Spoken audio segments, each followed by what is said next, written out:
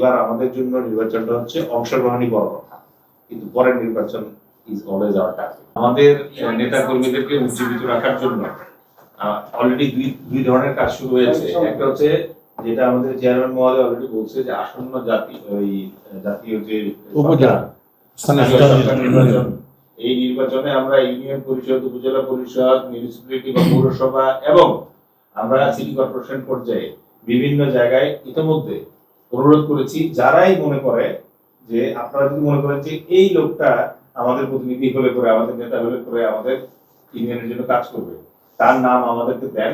ইতিমধ্যে অনেকে দিয়েছে, তাদের সাথে আমরা যোগাযোগ করছি। বিকাশ পেমেন্টে 10,000 টাকার বেশি অফার, শপিং চলছে তো। দ্বিতীয়ত আমাদের চেয়ারম্যান মহোদয় যে উদ্যোগ নিয়েছেন সেটা হচ্ছে যে তরুণ রাজনীতিবিদ যারা আছে, আপনারা অনেকের নাম জানেন, এবার তারা অনেক টাকা পয়সা ক্রাউড ফান্ডিং এর মাধ্যমে তুলে মানে নির্বাচনে অংশগ্রহণ করার চেষ্টা করেছে। কারণ আমাদের যে প্রথাগত নির্বাচনী পদ্ধতিটা আপনারা জানেন অনেক খরচের, 2-3 কোটি 4 কোটি 5 কোটি টাকা না হলে হয় না।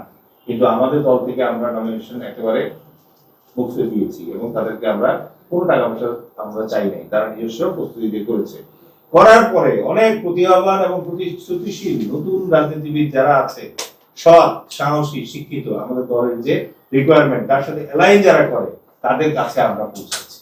তাদেরকে আমরা আমাদের দলে যোগদান অথবা আমাদের আজকে যে ঘোষণাটা আমাদের চেয়ারম্যান মহোদয় দিলেন যে আমরা একটা বৃহত্তর মঞ্চ ক্রিয়েট করতে চাচ্ছি, যে মঞ্চে এসে দলমত নির্বিশেষে সবাই দেশের জন্য কাজ করবে। তো এই মুহূর্তে জনতার দলের নেতাকর্মী যারা আছে তারা চরম মানে উজ্জীবিত অবস্থায় আছে। কারণ আমরা জানতাম যে এবার আমাদের জন্য নির্বাচনটা হচ্ছে অংশগ্রহণই বড় কথা, কিন্তু পরের নির্বাচন ইজ অলওয়েজ আওয়ার টার্গেট।